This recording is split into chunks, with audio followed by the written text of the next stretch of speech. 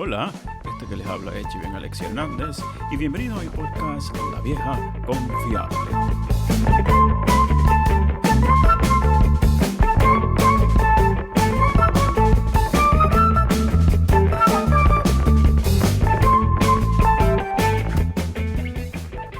Bueno, gente, bienvenidos, bienvenidas a un nuevo episodio de La Vieja Confiable. Espero que todos y todas estén bien. Inicialmente no quiero disculparme porque no pude publicar nada la semana pasada.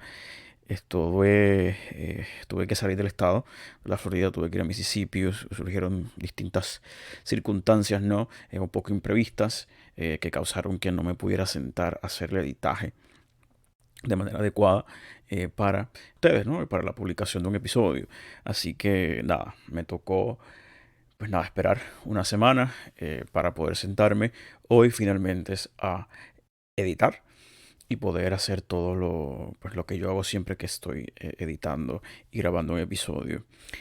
Hoy ya ha pasado, no sé, 2 o 3 días de las primarias en Puerto Rico.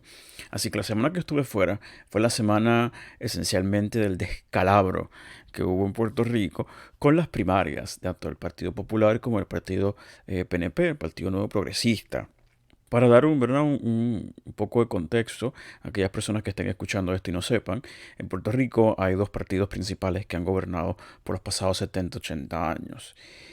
Ellos estuvieron en primaria. El Partido Popular Democrático es por la primera vez que tenía primarias para el puesto de la gobernación.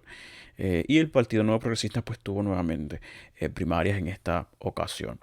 El primer día de primarias, que fueron hace 2 domingos atrás, fue un total desastre, ¿no? Hubo algunos municipios que pudieron tener sus papeletas, pero la mayoría del país no recibió papeletas al momento adecuado. Por ende tuvieron que posponer y esto se fue hasta un caso, tuvo que llegar hasta la Corte Suprema, hasta el Tribunal Supremo de Puerto Rico para poderse dislucidar y resolver el problema.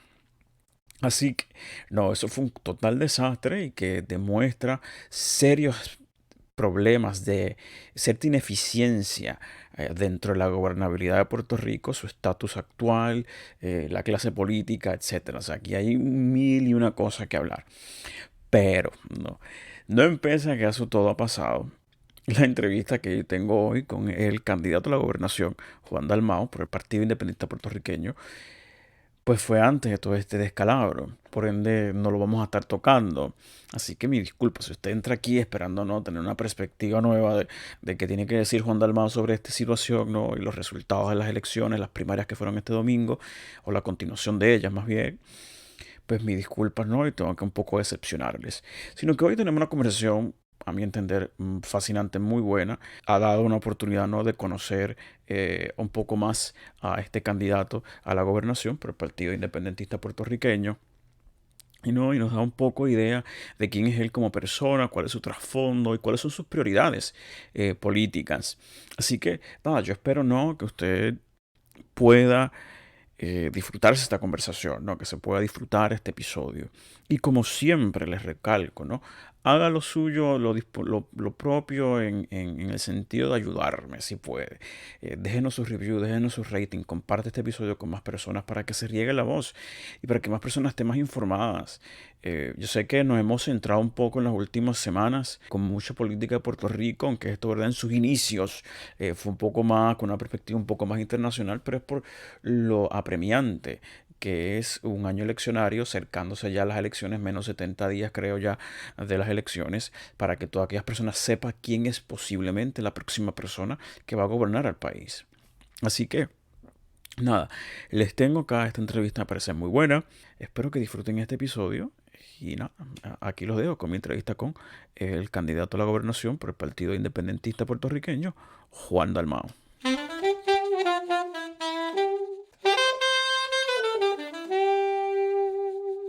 Bueno, senador Juan Dalmau, muchísimas gracias por haber aceptado la invitación y estar con nosotros hoy aquí. Oye, un placer estar por fin, que sé que tuvimos varios intentos, pero Sí, se nos dio, se nos dio. se nos dio al fin. Un placer. Un Así es, pero placerazo. encantado, un placer. Igual, igual. Pues nada, como le decía fuera del aire, gran parte del interés es que es conocer a las distintas personas que están aspirando a puestos políticos en Puerto Rico. Pues porque, again, ¿sabes? Estamos en un año eleccionario, estamos en un periodo, ¿no?, donde todo el mundo está presentando sus plataformas, pero, tú sabes, los medios tradicionales siempre dan como que espacios muy limitados para la gente poder conocer, las plataformas, etcétera.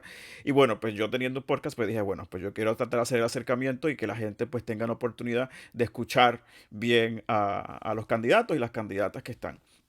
Entonces, siempre me gusta, ¿verdad?, que comenzar dándole espacio a la persona a que se pueda introducir, o sea, como ellos entiendan quiénes son ellos, ¿no? O sea, que identifique quién es Juan Dalmao, el candidato y también la persona. Entonces, pues nada, le doy esa oportunidad, ¿no?, para que usted se pueda presentar a los que están escuchándolo, porque no necesariamente puertorriqueños están escuchando, sino que hay gente fuera del país que también pueda que se tope con este episodio y pues tenga una idea de quién es la persona que está aspirando a ser gobernador de la isla. Pues mira, si uno fuera a buscar la biografía técnica, la parte más aburrida de quién uno es biográficamente, Claro. yo soy de Caguas, Puerto Rico, nací en San Juan, pero soy de Caguas, Puerto Rico. Allí me crié, estudié en Notre Dame, un colegio en Caguas. Tengo un hermano mayor, dos hermanas menores, en casa somos cuatro. Ok. Y estudié en la Universidad de Puerto Rico mi bachillerato en Ciencias Políticas, luego hice mis estudios en la Escuela de Derecho también en la Universidad de Puerto Rico. Luego tuve un periodo en donde trabajé como asesor legislativo de Rubén Berríos, Mm. del senador Manuel Rodríguez Orellana, de Fernando Martín. Tuve también la oportunidad de hacer una maestría en Derecho de la Universidad de Harvard. Fui profesor en la Universidad de Puerto Rico de Introducción a Derecho Constitucional. Trabajé como oficial jurídico del juez presidente del Tribunal Supremo. Y también di clases de Derecho Administrativo. Fui comisionado electoral, he sido secretario general. Actualmente soy senador por acumulación y candidato a la gobernación. Esa es la parte aburrida. Ahora quiero Claro. hablarte ya te di la parte que pueden buscar en Wikipedia. Claro. Mira, yo creo que a mí mi carácter y mi formación es de una familia de clase media cagüeña. Mi papá y mi mamá ambos trabajaban fuera, éramos cuatro hermanos. Mami era empleada pública, papi un poco un comerciante pequeño en el pueblo en Cagua. Ok. Hicieron lo que pusieron, echaron el resto para que nosotros echáramos hacia adelante. Los cuatro estudiamos en la Universidad de Puerto Rico, lo cual me ha creado una gran conciencia de la importancia de que la universidad pública del país hay que protegerla y que sea accesible, democrática Claro. y verdaderamente pública. Y en ese aspecto, mi formación desde entonces ha sido una de un gran apego a unos valores esenciales que me enseñaron en mi casa. Número uno, nunca sentirme menos que nadie ni más que nadie. Claro. La dignidad de todos los seres humanos debe respetarse sobre todas las cosas. Número dos, el valor del trabajo. Número tres, el que nosotros como puertorriqueños tenemos una enorme capacidad de construir. Y en ese sentido, aunque yo no vengo de familia independentista, encontré la vía política en la lucha por la independencia y la verdadera justicia social que presenta el Partido Independentista. En la universidad me integro a esas luchas estudiantiles y a las luchas políticas, y al sol de hoy me encuentro aquí como candidato a la gobernación del país.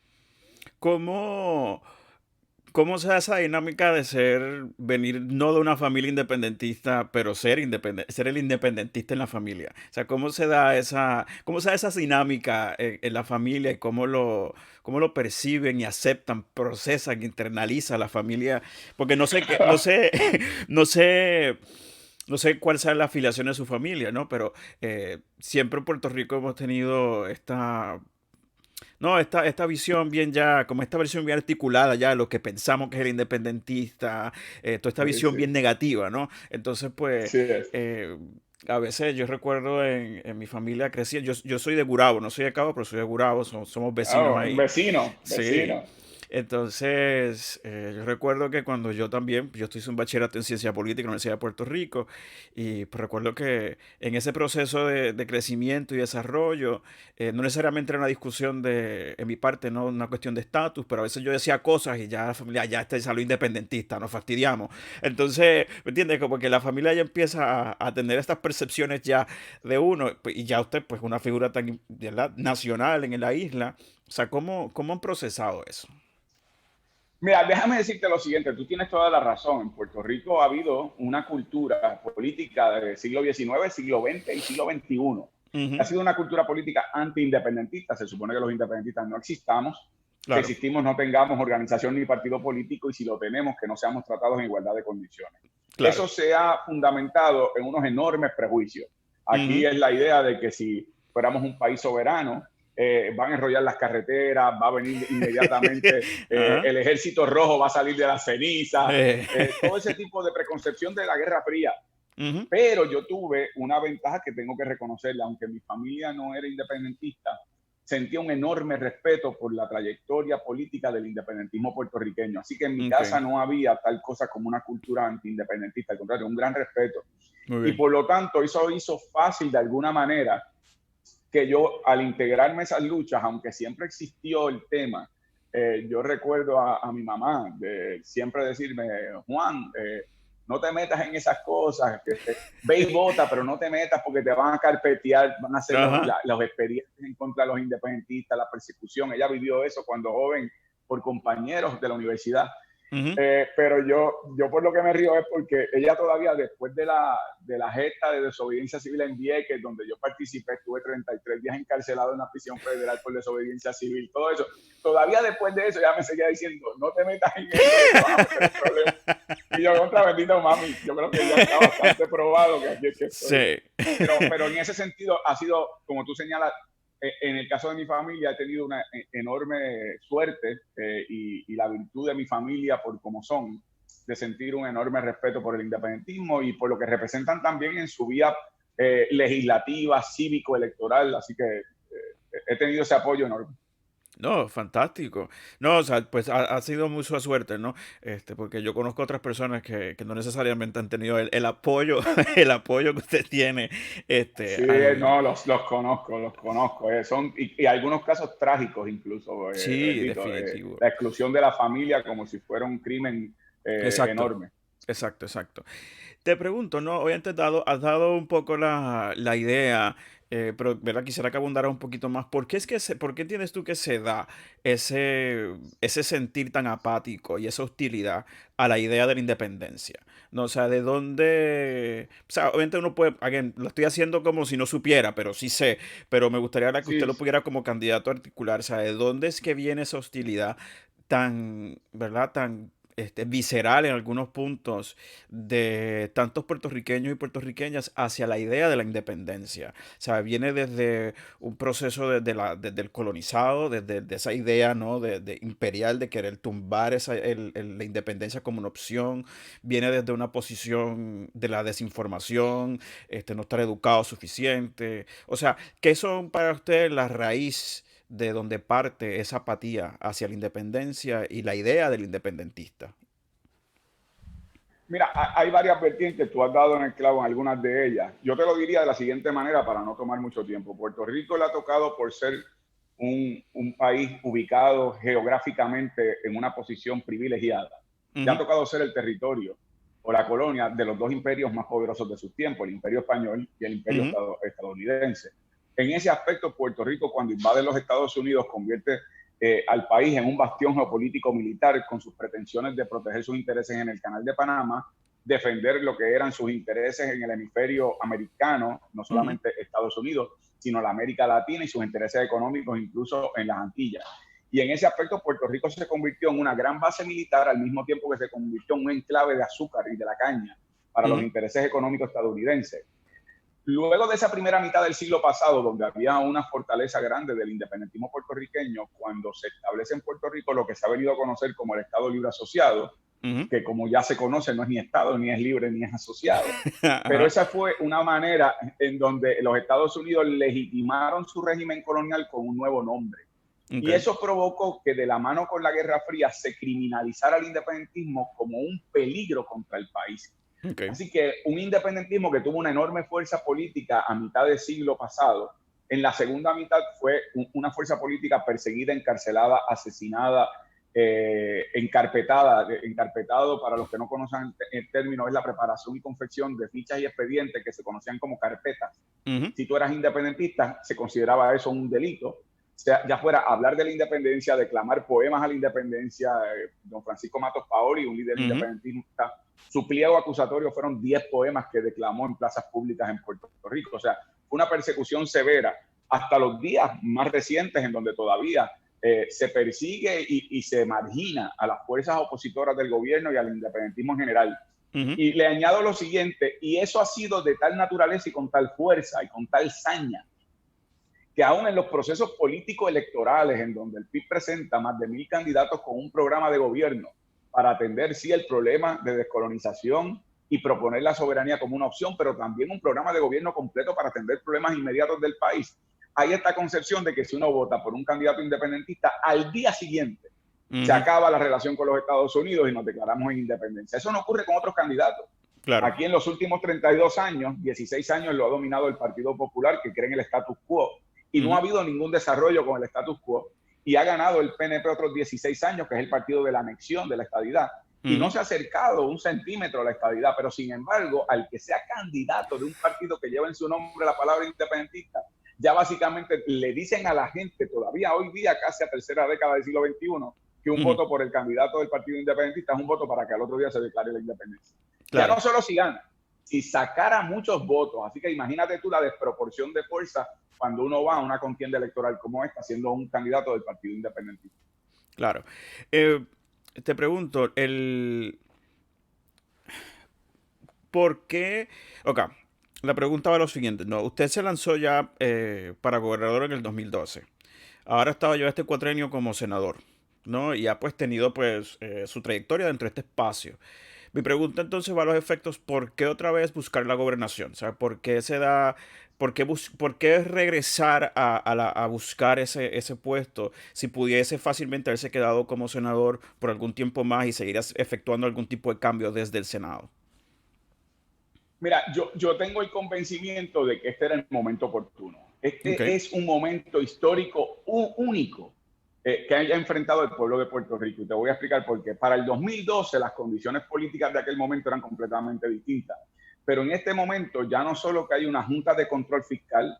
aprobada por el Congreso de los Estados Unidos que ejerce poder plenario sobre Puerto Rico, y que esa Junta de Control Fiscal ha venido como un ente penalizante contra el país, tiene poderes sobre las ramas de gobierno de Puerto Rico, viene a cobrar a favor de bonistas buitres, aun cuando desmantelen servicios esenciales al país. Y eso es un fenómeno que no existía en el 2012 cuando yo fui candidato. El segundo elemento es que, contrario al 2012, cuando apenas comenzábamos la depresión económica, hoy día Puerto Rico lleva 13 años de depresión económica ya, Ujú. sin haberle podido pasar a ningún país en términos de crecimiento económico, y todos los años en decrecimiento. En tercer lugar, un gobierno tanto de los que han gobernado del Partido Popular como del Partido Nuevo Progresista, el Partido del Status Quo y el Partido de la Anexión, hoy día mucho más desprestigiado, al punto que durante este cuatrienio el país se lanzó a la calle como nunca antes en su historia, más Ujú. allá de líneas partidistas, para reclamar la salida de un gobernante a mitad de término, y lo logró. No Ujú. solamente que se lanzaron a la calle, es que lograron la salida del doctor Ricardo Rosselló.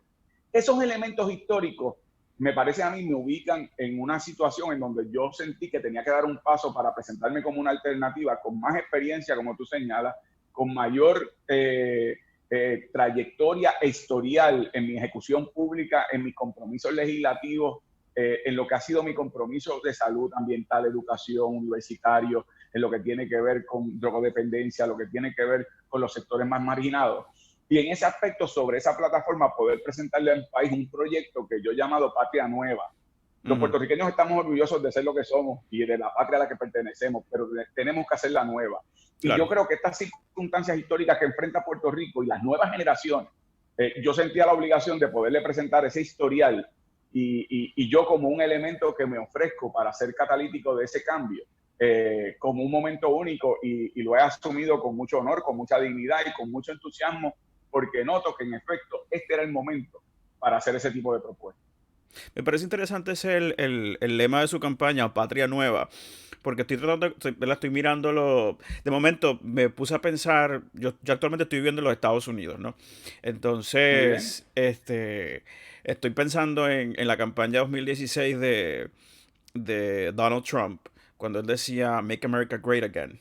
¿No? Entonces, toda esta visión hacia el pasado, Okay. ¿no? A retomar algún ideal de un pasado utópico que la gente se pueda remontar.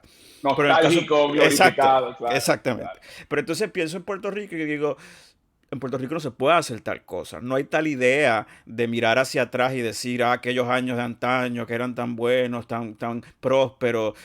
no existe. Si acaso puede que algunas personas ya mayores puedan añorar algo del pasado, de la vida un poco más simple, si acaso, pero como un proyecto colectivo de país, es difícil poder mirar hacia atrás y decir, yo quiero regresar a los 50 60 algo así, porque no va a haber algo que tú puedas decir, es que yo no quiero estar en esos años otra vez. Entonces me parece ¿no? interesante que usted, esa idea de construir una patria nueva, sea claramente una idea de que es que tenemos que construir, mirar en el futuro, o sea, cualquier proyecto que tengamos, porque lo mejor está por venir, no está detrás de nosotros, ¿no?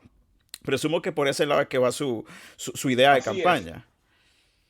Así es, mira, nosotros tenemos herramientas enormes, pero son herramientas no para volver hacia atrás. Tienen que ser herramientas, ya sea de los momentos más terribles que hemos enfrentado como los más gloriosos. Esas Ujú, son herramientas que tenemos como pueblo en nuestra mochila, en donde tenemos que construir hacia adelante, hacia el futuro.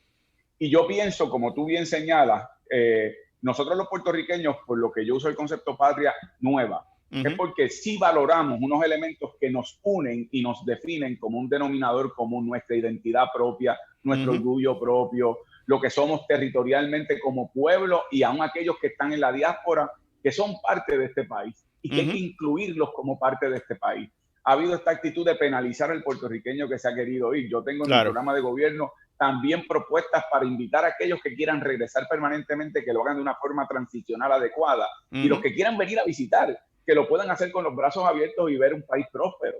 Y claro. por lo tanto, tú señalas correctamente, nosotros tenemos hoy día unos elementos de avances tecnológicos que en Puerto Rico la manufactura se puede aprovechar en esa dirección para el desarrollo económico, buscar herramientas para unirnos al mundo, lo que tiene que ver con equiparar las obligaciones contributivas de corporaciones locales con las que son foráneas, que en el sistema tributario puertorriqueño tienen unas exenciones absolutas al pago contributivo, sin embargo, las locales, las de aquí, pagan más de un 30%. Eso es una competencia desleal y desigual para el Ujú, capital que se queda. O sea, es una serie de cosas y yo, ese concepto de patria nueva, lo que lo he fundamentado básicamente es una visión filosófica ujú, en donde la visión y la ejecución de los asuntos de gobierno tienen que fundamentarse en la protección de los derechos humanos. claro. Y eso va desde la protección al derecho al desarrollo económico, al acceso a las utilidades públicas como energía eléctrica y agua potable, lo que tiene que ver con salud, lo que tiene que ver con educación. Y desde esas perspectivas construir sí un modelo económico que tendrá su espacio naturalmente la empresa privada, pero protegiendo los servicios públicos del mismo modo. Y no Claro. desmantelando los servicios públicos para entregarlos solamente a ente privado o lo que puede ser exclusivamente lo público y nada de lo privado. O sea, que aquí hay que hacer un balance desde esa perspectiva socialdemócrata, que es la filosofía del partido al que pertenezco, pero actualizado de nuevo a tercera década del siglo XXI, donde nos unamos al mundo y no nos quedemos mirándonos el ombligo, que es lo que ha pasado. No Claro. podemos regresar atrás, tenemos que construir hacia adelante. Muy bien. Te pregunto, una de las cosas que obviamente cuando uno, ¿verdad? Está mirando las candidaturas a ejecutivos, donde sea que en cualquier país que uno esté mirándolo en Estados, si está hablando aquí en los Estados Unidos, uno lo mira, siempre se pregunta, ¿no? Ve el plan de gobierno que presentan y pues la pregunta natural siempre es cómo se implementa, cómo es que se lleva a cabo, ¿no? Entonces, obviamente, pues el Partido Nuevo, perdón, el Partido Independentista Puertorriqueño nunca ha sido, nunca ha estado en gobierno, tampoco ha sido la mayoría dentro de la legislatura, siempre ha estado como partidos minoritarios. Pero entonces lo que lleva, ¿no? a la pregunta es, ¿cómo usted visualiza ese proceso de implementación de ese proyecto, digamos, en un escenario en donde, aunque ustedes tienen candidatos, porque obviamente tienen candidatos alrededor de toda la isla, pero en un escenario donde, aunque el bipartidismo pareciera que se está fragmentando cada cuatrenio, ¿no? Porque parece que el sistema político se está como que desmoronando cada vez más, todavía se augura un mundo en donde el partido PNP y el Partido Popular, entre los dos son la mayoría de la legislatura, ¿no? O sea, posiblemente ese sea el escenario en que uno se tope de aquí a las próximas elecciones y el nuevo cuatrenio. Mi pregunta a los efectos es lo siguiente, y es porque hace unas semanas yo estuve hablando con Eliezer Molina, que está corriendo como independiente para la gobernación también. Y en esta conversación que tuvimos él y yo, él tiene una visión a la cual yo discrepo, ultra, eh, ultra positiva del Ejecutivo. Y lo que quiero decir esto es que piensa que desde el Ejecutivo se puede hacer todo. ¿no? Que el Ejecutivo tiene X cantidad de funciones de las cuales toda transformación se puede hacer. Yo discrepo en la idea de que yo pienso que, que es necesaria la legislatura para que las cosas se comiencen a institucionalizar, para que las cosas vayan por sus canales y se pueda buscar una forma de que las cosas perduren. Él y yo, pues realmente tuvimos una conversación un poco tensa porque discrepamos en ese lado. Porque yo le quería, mi énfasis era cómo usted piensa legislar, cómo piensa llevar esa posición de legislar cuando su campaña en gran parte es un poco, ¿verdad?, confrontacional a los partidos, a toda la idea de partidos políticos. Entonces, mi pregunta va a los efectos a usted igual, ¿no? O sea, ¿cómo usted vislumbra un proceso en el cual, si se diera el caso, ¿no?, que usted gana la gobernación, usted no tiene una legislatura de su partido, pero usted quiere presentar un proyecto, ¿no? Si quiere llevar a adelantar sus proyectos políticos, ¿cómo usted está ya, ¿verdad? Vislumbra ese proceso, cómo se va a dar y que usted entiende que va a poder lograr darse en un cuatrienio donde tenga un gobierno compartido? Déjame dividir la respuesta en varias áreas. Claro. Número uno, con respecto a lo que es mi propuesta y programa de gobierno de Patria Nueva. Ese es un programa que se ha diseñado por distintos expertos y conocedores de los temas en cada uno de los renglones que nosotros estamos evaluando y proponiendo como ideas de cambio para Puerto Rico. Ejemplo, en el caso del proyecto del programa de desarrollo económico, pues el doctor Edwin Izarrimora, que es el autor de los libros que se usa como libro de Claro. en economía, el doctor Francisco Catalá, el doctor Eliezer Ríos, lo que tiene que ver el licenciado Carlos Frontera, es decir, un grupo de economistas que tienen experiencia con respecto a desarrollo económico desde la perspectiva de cómo se deben atender los problemas fiscales y económicos del país. Igualmente en el tema ambiental, activistas en las comunidades, no meramente personas que han estado dentro del sistema político de gobierno, sino gente que ha estado en las trincheras de lucha como un tercer sector. Esos son los que nutren el programa de gobierno y yo adoptaría un sistema de reclutamiento por mérito, que es algo que hace falta mucho en Puerto Rico. Tú sabes que uno de los defectos ha sido la alta politización de agencias reguladoras que al final del camino nombran personas que no tienen conocimientos técnicos. Ponte el caso de recursos naturales, ponte el caso de áreas como lo que tiene que ver salud, lo que tiene que ver educación. Deberían ser personas que surjan de la propia comunidad o de la protección ambiental, o sea, que sean reguladores del gobierno. Claro. Y así que yo he adoptado y propongo en mi programa de gobierno para efectos del Ejecutivo un sistema de reclutamiento que yo he llamado por oposición. De hecho, se utiliza en España y en otros lugares en áreas jurídicas, que también lo incluyo. Es decir, aquellas personas que soliciten o que yo quiera reclutar para que hagan un trabajo o unas funciones, que se establezcan unas fórmulas a base de su desempeño académico, su función y experiencia, ya sea privada o pública, el parecer de sus pares, es decir, aquellos que han trabajado y que trabajan en ese campo, la opinión que tienen sobre la persona o sobre el funcionario, los comités éticos que regulan su profesión, que tienen que aportar, y de acuerdo a esas fórmulas, los números más altos que compitan, que esos sean las personas que ocupen esos cargos. Eso es un sistema de mérito propiamente por tu desempeño y no por el color de la camisa que te pones el día de las elecciones, que ha sido el problema del país. Pero dicho eso, tú planteas otra cosa, tú planteas, oye, el PIB tiene más de 1,000 candidatos y yo, Juan Dalmau, prefiero que salieran electos para tener un equipo completo. Pero tú me estás planteando un tema, si no salieran electos y usted tuviera un gobierno compartido, ¿cómo lo lograría? Yo he demostrado durante este cuatrienio que tengo, aún con las divisiones que existen en el Senado y la Cámara de Puerto Rico y el gobierno, he tenido la capacidad de diálogo sobre temas importantes y a mí he sido el primer legislador del Partido Independentista que se le ha aprobado tan grande cantidad o tan gran cantidad de proyectos legislativos. Algunos se han convertido en ley, otros se han aprobado en una Cámara y luego no pasan en la otra, pero que ha avanzado mucho en el proceso legislativo. Y eso es por capacidad de diálogo, por capacidad de persuasión, por buscar los temas en donde las propias comunidades que se impactan, como en mi experiencia con la comunidad sorda en Puerto Rico, ellos han sido los protagonistas y no yo. Yo no he buscado llevarme ni la gloria ni los titulares. Es que si yo creo que es un buen proyecto el que se enseñe el lenguaje de señas en las escuelas, o que se adopte un proyecto de ley que sea de acceso a la justicia a personas sordas, o se establezca una oficina de enlace, que las propias comunidades y representantes de la comunidad sorda sean los portavoces y que tengan sus espacios en los medios para generar la opinión pública. Y eso me ha resultado bien para lograr consensos. Pero dicho eso, y si esos consensos no se materializaran y yo necesitara entonces recabar la movilización del país y la movilización pública para presionar que las ramas legislativas tengan que responder a un reclamo que yo entiendo es bueno para el país, igualmente recurriría a esa herramienta. Es decir, Ok. yo no solamente aspiro a tener una rama ejecutiva despolitizada y que a base del mérito descarguen sus funciones, aun cuando no siempre me complazcan a mí, que sí cumplan con sus obligaciones. Ujú. Número dos, que de haber una legislatura de mi partido tendría un instrumento adicional para ejecutar mis funciones de gobierno, pero si no la tuviera, tengo la capacidad de diálogo y cuando fracase el diálogo, de yo convencerme que el país necesita que se dé ese paso, tendría la capacidad de movilizar, como lo he hecho en otras ocasiones y como he participado en otras ocasiones, de movilizaciones masivas que generen la presión pública para que entonces la Asamblea Legislativa tenga que moverse y adoptar legislación, no porque sea capricho mío, sino porque es beneficiosa para ese país. Si el país no se movilizara, entonces no es verdad que yo tendría la fuerza moral para exigir ese Claro. tipo de cambio. Por eso es importante cuando uno tiene un poder de convocatoria para lo que son luchas necesarias para el país. Esa sería la manera en que yo lo manejaría.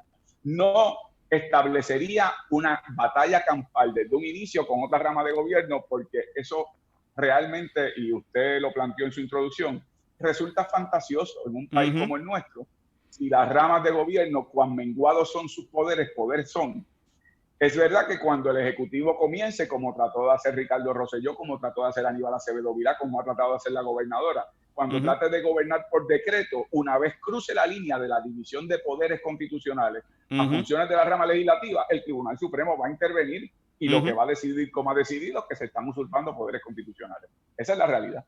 Me parece, no, me parece fantástico, ¿no? Me parece bien que puedas tener esa, una clara visión, ¿no? Y estrategia. Me parece que eso es bien importante. A mí me parece que aquí es donde uno empieza a notar, ¿no? La importancia de tener una visión o una clara entendimiento de lo que son los procesos políticos, de lo que es el proceso democrático, y no entrar al proceso político con ideas muy fantasiosas, como usted dice, ¿no? Porque es que, again, hay unas reglas del juego, estamos procesando unos procesos democráticos que hay que Uh -huh. respetar y no, me parece bien que por lo menos cuando se haga una pregunta como esta, usted pueda articular vías que usted entiende que son fuerzas o mecanismos para apoyar su agenda, sean exitosas o no en el momento que Te eso voy a ocurra. hacer, Ajá, me tientas a hacerte un chiste de la Segunda Guerra Mundial. Dicen que hubo una reunión de unos generales de los aliados, en ajá, donde estaban preocupados por los submarinos alemanes que estaban derrotando las armadas náuticas de los aliados y no sabían qué hacer con los submarinos nazis. Y uno de los generales levanta la mano y dice, yo sé lo que podemos hacer.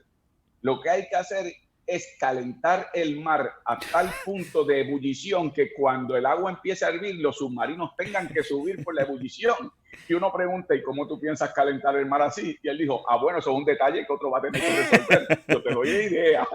Entonces, hay algo de sí, fantasioso, hay algo de fantasioso cuando uno dice, oye, pues yo lo que pienso hacer es lo que me dé la gana. Bueno, pues claro. entonces ya eso no es responsable ni es una visión realista de lo que uno tiene que enfrentar cuando uno asume unas responsabilidades. No, claro, y me parece que tampoco es responsable en el cuanto a la protección y a la aspiración de preservar los principios democráticos de una nación.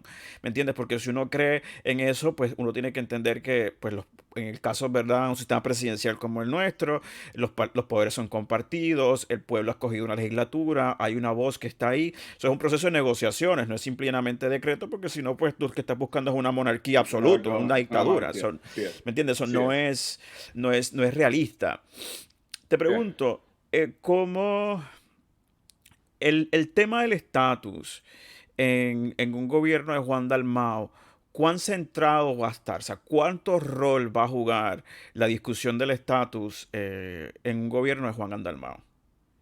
Mira, tiene que jugar un rol determinante, pero te explico lo siguiente. Yo estoy consciente que Puerto Rico es como un paciente que está grave, que está Okay. moribundo.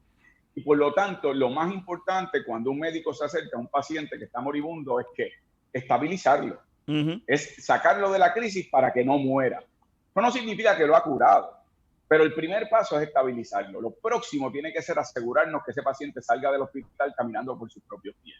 Por lo tanto, yo reconozco que Puerto Rico tiene ahora mismo como paciente moribundo en su sistema de gobierno, en su sistema de servicios, en su sistema económico, social, tiene unos retos enormes que de carácter inmediato hay que atender: salud, educación, la universidad, lo que tiene Ujú. que ver con el régimen económico. Pero no hay duda de que también nuestro tema de territorialidad y el tema antidemocrático que enfrenta el país por esa Ujú. territorialidad es algo que el país tiene que atender. Mi compromiso es que haya un proceso real de descolonización donde los Estados Unidos se vean forzados a atender este tema con lupa, cosa que no ha hecho desde hace casi 3 décadas, desde el 1989 al 91, que el Congreso y el Senado de los Estados Unidos examinaron el caso de Puerto Rico, particularmente en el Senado, el proyecto del Senado 712, que fue conocido como el proyecto Johnston. En ese periodo se examinó con bastante rigurosidad el tema de Puerto Rico, su situación económica, política, democrática, etcétera.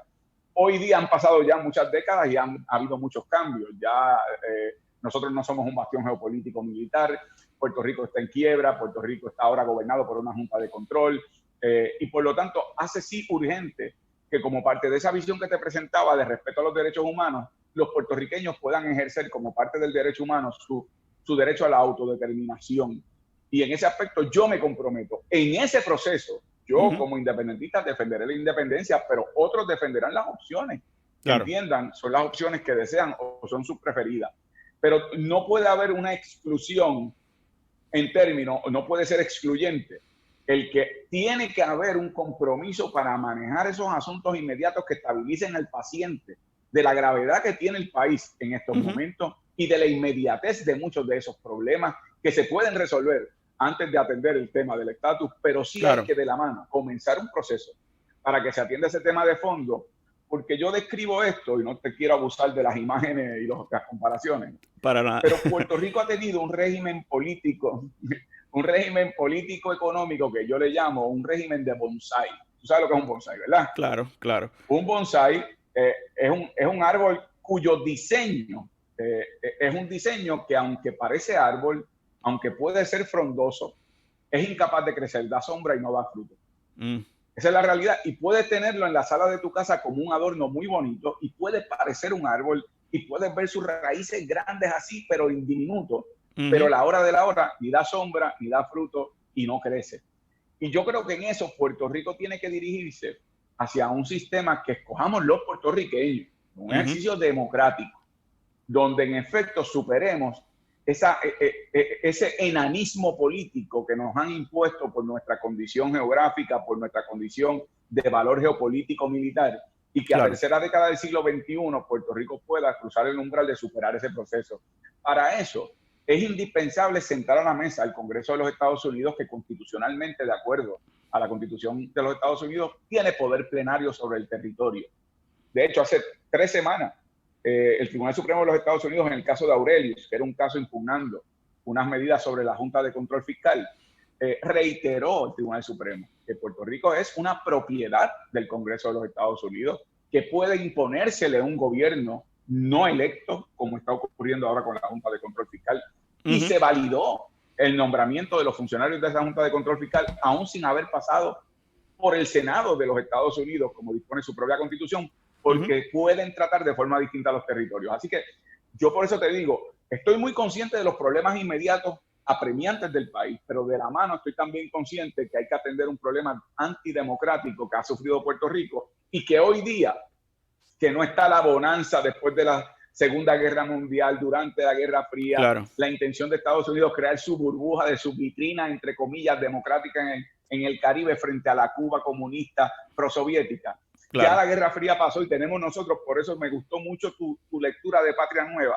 Ya tu generación y la mía, la Guerra Fría, si no es un referente académico lejano, es algo que vivimos por lo que nos siguen contando, pero nosotros tenemos que vivir en un mundo post-Guerra Fría, donde construyamos hacia el futuro sin los prejuicios de ese pasado que tanto nos pesó como país, porque fuimos una ficha de tranque en ese fuego cruzado entre los Estados Unidos y la Unión Soviética. Bien, te pregunto, y esta pregunta sale porque siempre ha sido una curiosidad mía. Ustedes en el Partido Independentista, obviamente presumo que, obviamente, bueno, o sea, claramente la aspiración es ser un país independiente por completo.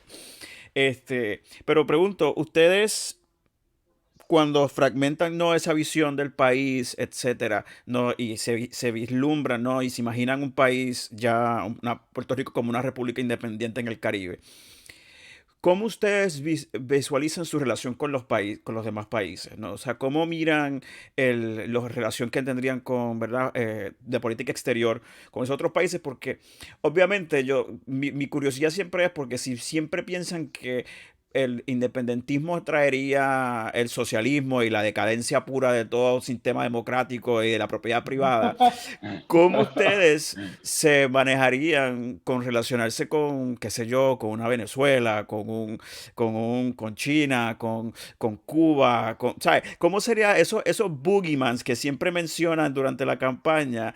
¿Cómo ustedes tratarían ese tipo de relación con esos países sin que los PRPs ya perdidos dijeran, viste, se los dije, eso es lo que venía, eso es lo que venía? O sea, ¿cómo ustedes lo manejan? Bueno, mira, aunque estamos en el rol, ¿verdad?, del proceso político electoral de las elecciones generales, ya me preguntan más sobre el tema avanzado, sobre el Sí, estatus. sí. Mira, lo manejaríamos desde una perspectiva de bilateralidad y en sus casos multilateralidad.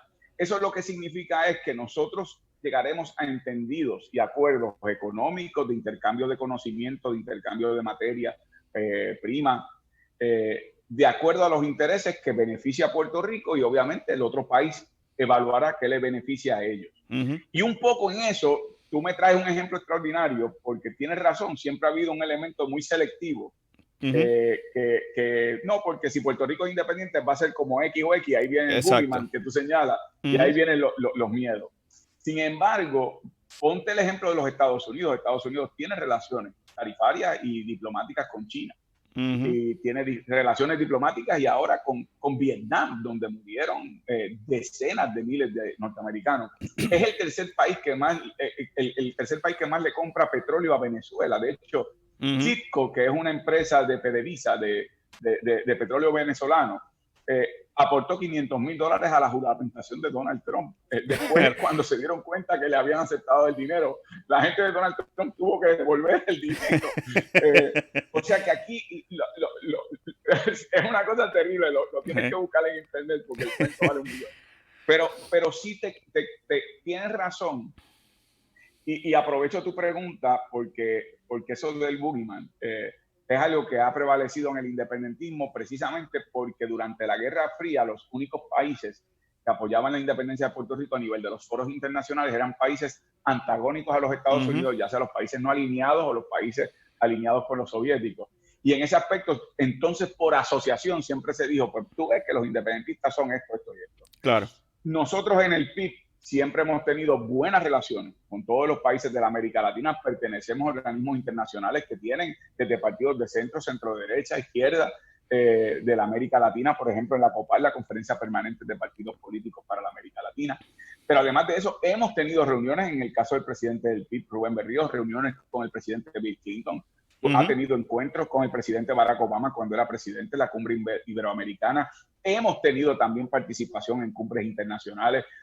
Yo he tenido reuniones en el Congreso de los Estados Unidos. Hemos participado de los procesos de vistas públicas en los Estados Unidos. O sea que nosotros no tenemos inconvenientes en sentarnos en la misma mesa a dialogar con funcionarios políticos en los Estados Unidos, al igual que no lo tenemos con otros países, siempre y cuando la base de ese diálogo y de ese entendido sea bilateralidad. Yo te voy a respetar a ti tanto como tú me respetes a mí y al Claro. país que yo represento.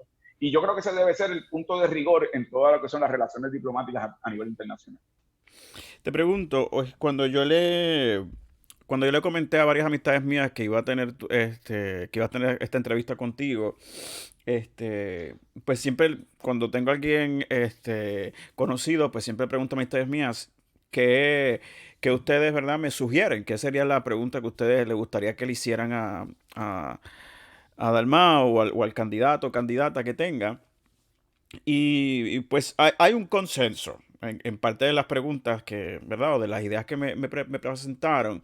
Y es la siguiente. Usted, ¿verdad? Como figura individual a su partido, apela muy bien a distintos sectores en el país, ¿no? Y eh, mucha gente que vaya a votar, si acaso, en este 2020 por el PIB, no necesariamente va a votar por el PIB, sino que puede ser que esté votando por usted, porque le gusta a usted y su figura, ¿verdad? Lo que representa, su background, su preparación, etcétera.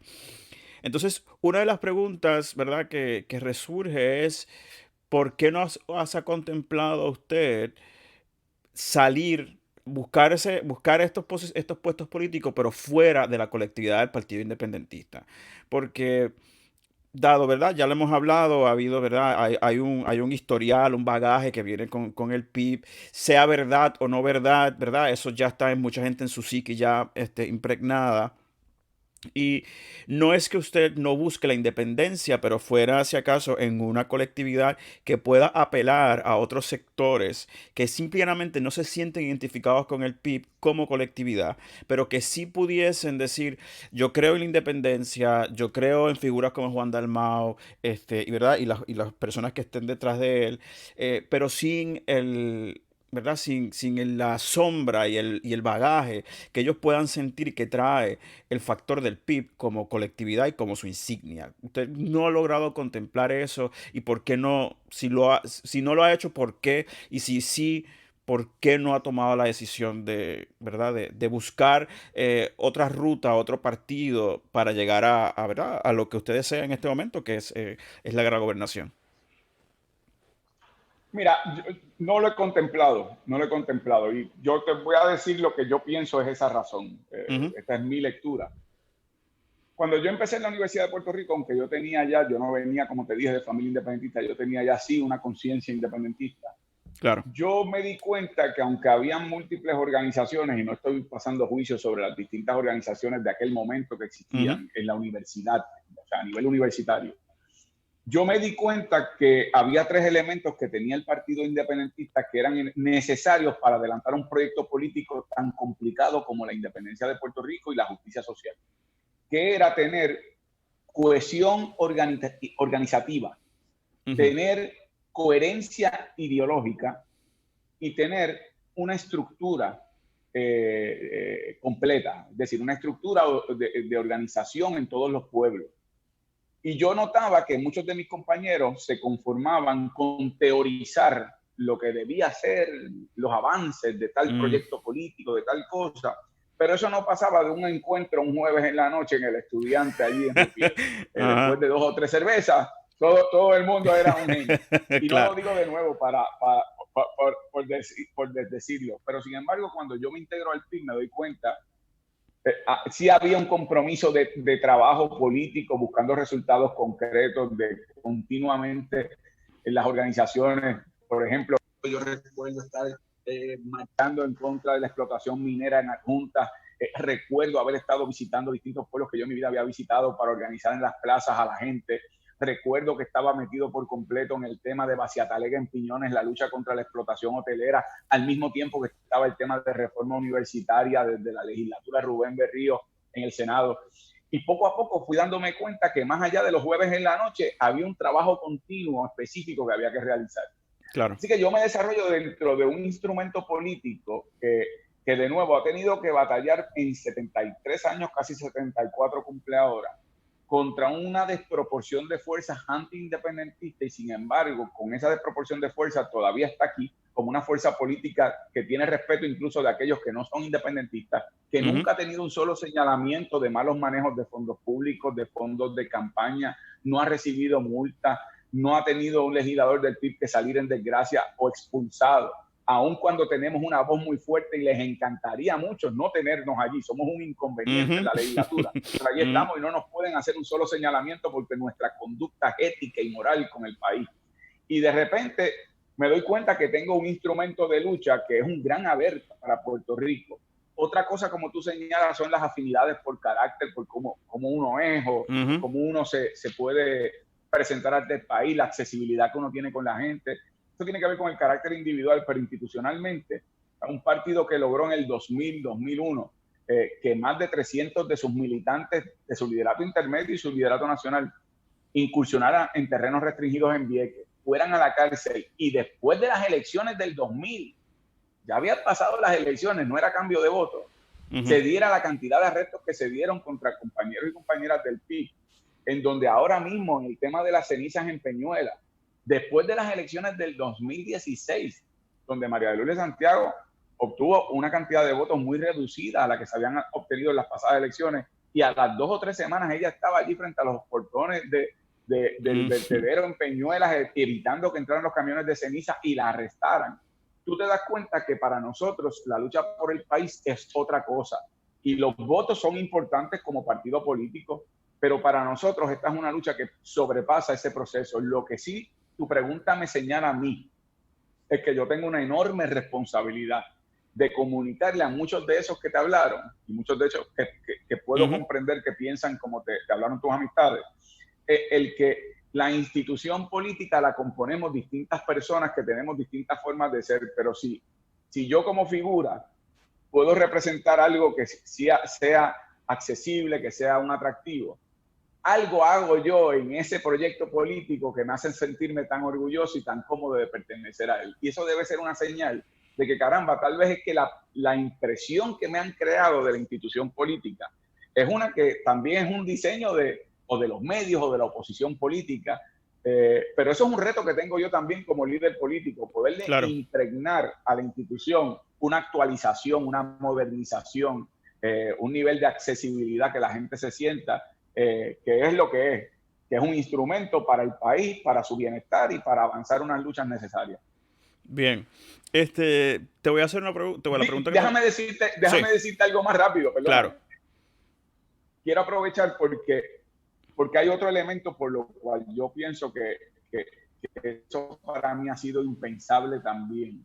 Y es que creo que en parte el respeto que yo me he ganado como figura política ha sido porque la gente sabe dónde yo estoy parado. El día que la gente intuya que yo estoy en esto, no por mi ideal o por mi convencimiento, sino por el acomodo que yo puedo lograr, como a veces me dicen por ahí, si tú fueras el candidato popular o PNP, serías gobernador. Ese no es mi fin. Yo quiero ser gobernador, pero para defender lo que yo creo, no porque quiera satisfacer mis apetitos personales. Así que eso es algo también importante de por qué yo no estoy en los desvaríos. A veces uno ve una gente que está de un lado un día, de otro lado otro, y al final del camino están para ellos. Claro. Esa es otra razón que te quería comunicar. Muy bien, muy bien. Te pregunto, esta pregunta siempre se la hago a todos los candidatos y candidatas que he tenido, por eso, y hago la aclaración porque tuve a uno que no sé, se molestó cuando se la hice, y me pareció que la pregunta es algo básico. Usted como candidato tiene, pues, y como, ¿verdad? Como líder de su partido, usted tiene pues un sinnúmero de propuestas y de agendas que tiene pensado, ¿no? Que son su prioridad y que lo que usted quiere pues implementar en ese cuatrenio, digamos que sea 1 o 2 cuatrenios, cualquier tiempo que usted esté en la gobernación. Pero obviamente, como siempre digo, 4 años pueden parecer mucho tiempo, pero a la misma vez también es muy poco tiempo para implementar todo lo que uno desea. Pues por las cosas como funcionan, ¿no? Como funciona el proceso político y legislativo, que puede ser un proceso muy lento. Entonces, mi pregunta siempre va a los efectos, ¿cuáles son los puntos claves? O sea, ¿cuáles son las propuestas, las políticas? O sea, ¿qué es lo que usted quiere lograr? Usted ganar, digamos, este próximo noviembre y la vida al menos le permite a usted ser gobernador 4 años, ¿no?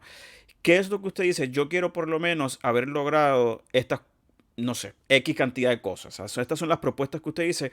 Yo quiero haber logrado esto. Eso es mi prioridad para lograr esos primeros 4 años míos de gobernación.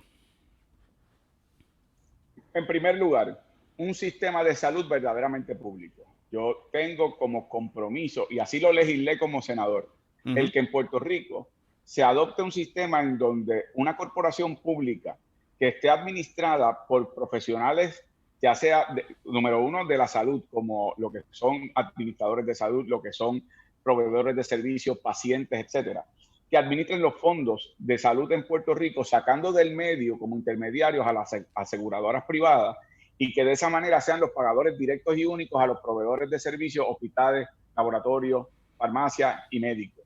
Eso permitiría, yo no sé si tú conoces que en Puerto Rico hay 300,000 personas que no tienen plan médico, no pueden pagar el privado y no cualifican para el público. Sin embargo, el año pasado las aseguradoras privadas se llevaron en ganancia cerca de $500 millones.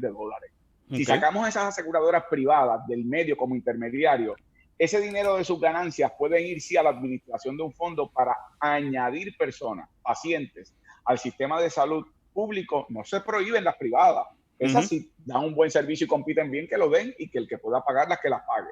Claro. Pero que haya una garantía que más personas tengan cobertura médica y que haya entre esa corporación pública y el proveedor de servicios unos acuerdos de los niveles, formas y cantidades de pago. Ese es un elemento que yo tengo un compromiso fundamental. Número 2, en el tema de educación, yo tengo un compromiso fundamental con el hecho de que tiene que haber, en el caso de la universidad, una universidad libre, accesible y democrática, que no dependa del dinero que tú tienes, que tú puedas tener un acceso universitario por tu mérito académico. Y en ese sentido hay que batallar y luchar contra las pretensiones de los recortes fiscales por parte de la Junta de Control y la Junta de Gobierno de la Universidad de Puerto Rico, que es un brazo político de la administración actual. Y hay que darle participación verdadera a la comunidad universitaria dentro de una proporción real, no meramente nombrando una junta de gobierno mayoritariamente que es del gobierno de turno, pero entonces solamente un profesor y un estudiante como los representantes de la comunidad universitaria. Claro. Eso es un aspecto importante. Dentro de la educación, a niveles primarios y secundarios, me parece que hay que actualizar el currículo escolar para una fuerza laboral de tercera década del siglo XXI, porque en Puerto Rico se ha dado la situación en donde se plantea que hay que modernizar la educación. Te dan una tablet, te ponen un PowerPoint en un salón de clase, pero el contenido del currículo sigue siendo uno del siglo pasado. No le dan las herramientas a los jóvenes para cuando se gradúen, se integren a la fuerza laboral o continúen estudiando. Dentro de ese sistema, tengo un compromiso fundamental con el tema del programa de educación especial, porque el gobierno ha sido el principal obstaculizador del cumplimiento con las leyes existentes y que los padres han sido victoriosos en los tribunales. Y el gobierno ha mantenido y ha gastado millones de dólares para mantener pleitos en los tribunales contra los padres de los niños de educación especial. Claro. Una de mis propuestas, tan pronto llega a Fortaleza en enero, es sentarme a negociar y rescindir de todos esos pleitos que están en los tribunales para adoptar una política de cumplimiento con el programa de educación especial. Eso es el tema de educación. Número 3, recursos naturales y ambientales. Tengo un compromiso enorme, que es el compromiso relacionado al tema de la protección costera y las reservas naturales. Yo propuse una ley de costas y además una ley de moratoria a la construcción en las costas en Puerto Rico, construcción nueva o reestructuración de estructuras que ya fueron impactadas por la erosión costera, de manera que haya una prohibición para que no se construyan áreas que son no solamente peligrosas ambientalmente, pero peligrosas para la vida y la propiedad, porque están construyendo en áreas muy cercanas al mar. Y después de María se vio áreas que se vieron gravemente impactadas y pusieron en peligro la vida de mucha gente. Así que esa ley de costas se tiene que aprobar y la moratoria también. Y las reservas naturales para protegerlas con respecto al desarrollismo que hay en Puerto Rico, donde aquí hay estructuras que ya están impactadas de cemento, que están abandonadas y en lugar de revitalizarlas, están haciendo nueva construcción en áreas que deben estar protegidas en términos ambientales. El otro elemento importante, para mencionarte dos más, obviamente el tema económico. Te mencioné hace un rato que en Puerto Rico hay dos niveles contributivos con respecto a contribuciones corporativas. Yo creo en establecer una base uniforme de 10% a las corporaciones en Puerto Rico, sean foráneas o locales. Eso permite reducir las corporaciones de las locales de 30 a 10, pero aumenta de 0 a 10 el de la inmensa mayoría de las foráneas, algunas que pagan 4, que con el árbitro especial, le sube a 10. Eso en la rueda bichola significa que tendríamos un balance de los ingresos que reciben, incluso aumentarlos, porque el año pasado las corporaciones extranjeras se llevaron del país en ganancia 37 mil millones de dólares y pagan en promedio un 2% en contribuciones, porque algunas pagan 4, otras pagan 0. Wow. Eso es fatal para un país que está en quiebra y que tiene una crisis fiscal. Todo el mundo tiene que poner de su parte y son empresas que se benefician de nuestra mano de obra y nuestra economía. Y finalmente, como te mencioné, esos que son elementos inmediatos acompañados de un proceso de descolonización que permita superar el régimen antidemocrático que sufre Puerto Rico y que los puertorriqueños podamos decidir de una vez y por todas y presionar al Congreso de los Estados Unidos con respecto a esa prioridad que tenemos como pueblo. No puedo comprender cómo tú le haces una pregunta a un candidato y lo moleste contestarte. Sí, pues te digo, eso me pasó. Me voló la cabeza. Me pasó pero porque esas cosas pasan. Pensaron, me acusaron de no estar preparado. Yo, ok. Tremendo. Sí. Es que yo pensaba que cuando uno le hace una entrevista, que tiene que estar preparado uno. That's what I thought. Pero aparentemente las cosas son distintas para ciertas personas. Eso pasa. Te pregunto, una de las cosas que, ¿verdad? Y no te quiero coger mucho más tiempo, pero una de las cosas que obviamente hemos aprendido este cuatrenio ha sido los hechos de infraestructura. El problema serio que ha habido con la electricidad, el problema que ha habido con el agua, ¿sabe? Que eso es acá, cada año tenemos un periodo de sequía, ¿sabe? Esos temas, ¿no? Que a veces se vuelven prioridad cuando la crisis llega, ¿no? Que son temas que surgen con la crisis, pero tan pronto la crisis se va, pues ya nadie toca el tema porque pues ya no es un problema, pues no hay que tocar el tema. Y que las administraciones pues le siguen dando de pasada al tema y no acaban de resolverlo. Yo creo que obviamente estamos en medio de empezando un periodo de huracanes que aparenta ser bastante activo. Acabamos de librarnos de Isaías, que, ¿verdad? Aunque afectó bastante el sur allá, acá en la Florida por lo menos, gracias a Dios, no nos afectó como esperábamos que nos afectara. Pero, ¿verdad? Esto es simple y llanamente principio de agosto. Esto que ya faltan al menos 2 meses más. O sea que puede que nos presentemos en un escenario, Dios no lo quiera, similar a lo que pasó en el 2017. Entonces, ¿dónde está, verdad, eso dentro de tus prioridades legislativas al momento de llegar a Fortaleza? Eh, Porque para mí, ¿verdad? Obviamente, o sea, no le quita mérito a lo que has dicho, ¿no? Me parece que son cosas fundamentales de esa agenda, pero también hay que añadir esto. Para mí, ¿verdad? En un espacio personal, pienso que esto es uno de los factores muy importantes, dado que esto es algo que ocurre todos los años. Esto es algo que va a pasar cada año.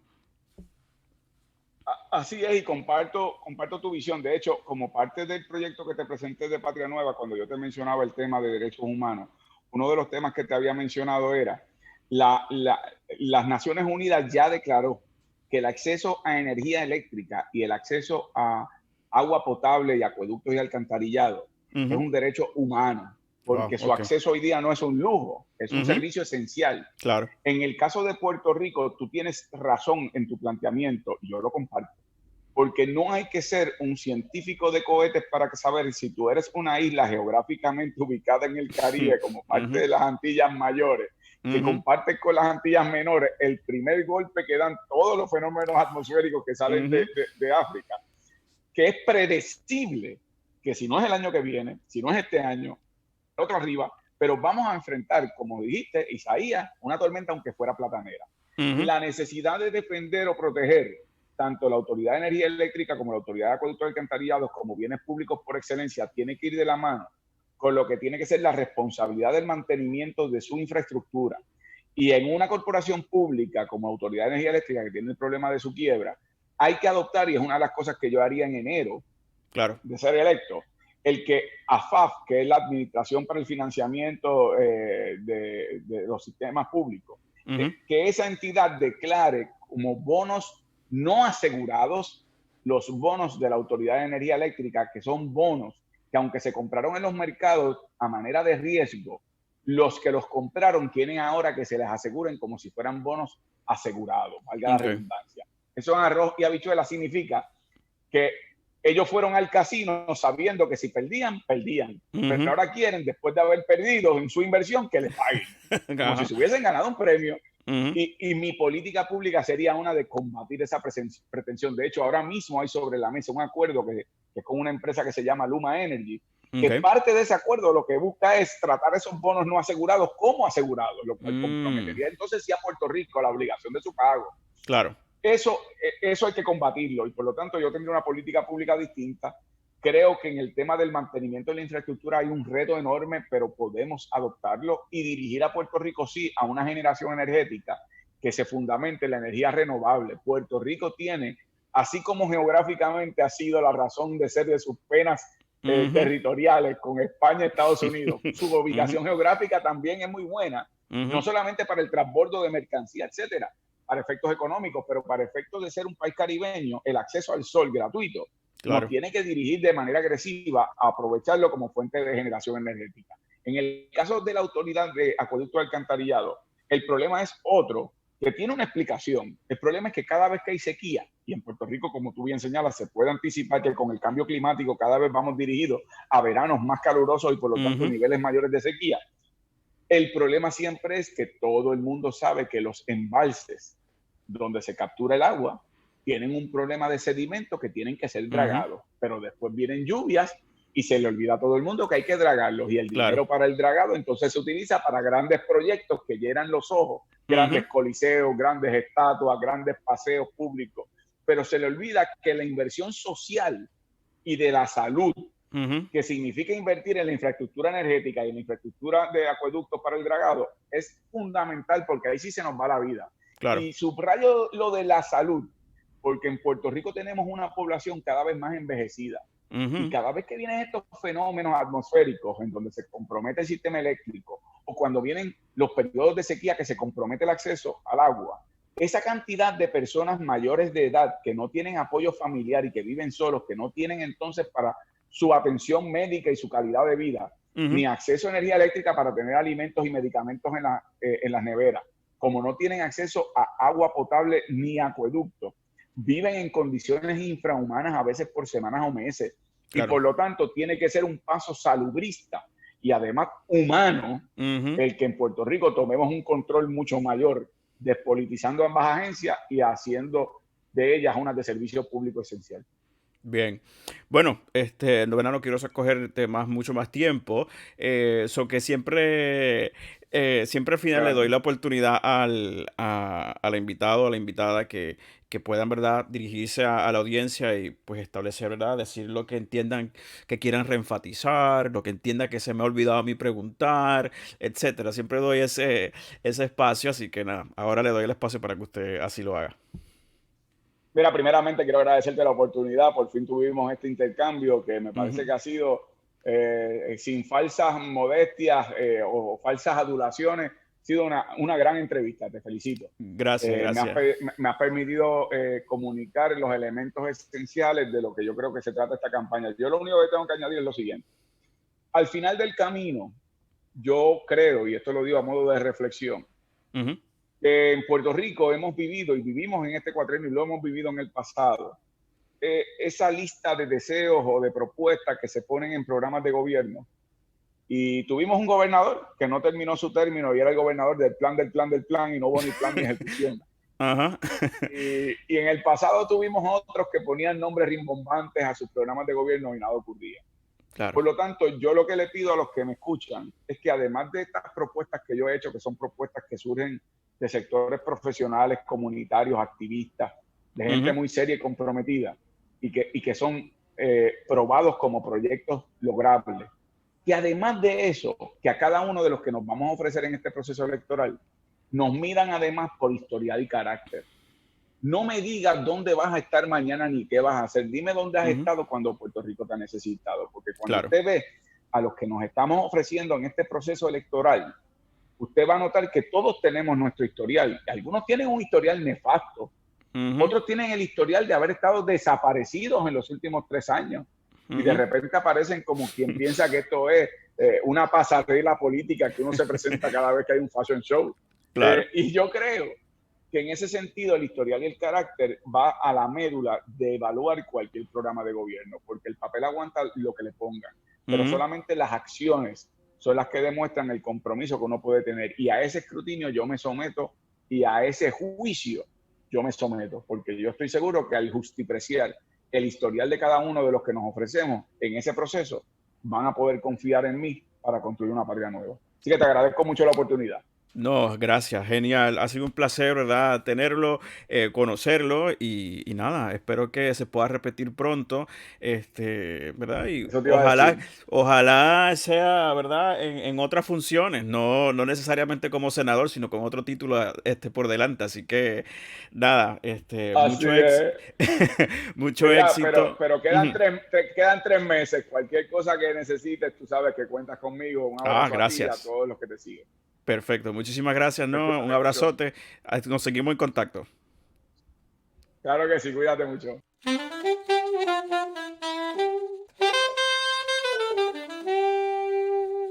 Bueno, gente, espero que todos, todas, todos hayan disfrutado esta conversación. Yo he tenido el placer, ¿no?, en estas últimas meses de hablar con distintos políticos y políticas, candidatos y candidatas a distintos puestos electos en Puerto Rico. Y la vasta mayoría de ellos he salido con una muy buena impresión de los candidatos y candidatas. Quiero decir esto, que aunque yo puedo haber tenido, ¿verdad?, una buena percepción de ellos antes de entrar a esta conversación, creo que al salir de ellas ha sido, ¿verdad?, una forma mucho más refrescante de entender su proceso de pensar, su forma de articular sus ideas, ¿no?, de su preparación, de qué es lo que ellos están envisionando, ¿no?, cuál es su visión sobre el país en Puerto Rico. Así que yo creo que esta fue una conversación, una de ellas, ¿no? Una de las tantas que yo creo que mi percepción sobre Juan Dalmau sale o salgo yo, termino yo mucho mejor de lo que pudo haber sido previo a esta conversación. Que no es que yo estoy endosando ni nada, sino que estoy, verdad, diciendo que espero yo que usted, al igual que yo, haya salido después de escuchar esta conversación con una mejor impresión de Juan Dalmau, porque me pareció que fue una persona muy bien articulada, que presentó una visión clara de lo que quiere y lo que desea para el país. Y pues está en usted, el que está en la isla, de decidir si este es el camino que usted pues prefiere en comparación a otras candidaturas que hayan podido estar hablando aquí o que se están presentando en el país. Así que nada, como siempre les recuerdo, ¿no? Comparte este episodio y nada, estén pendientes para la próxima semana, que va a haber más episodios, más contenido. Así que nada, cuídense, que tengan lindo día. Bye bye.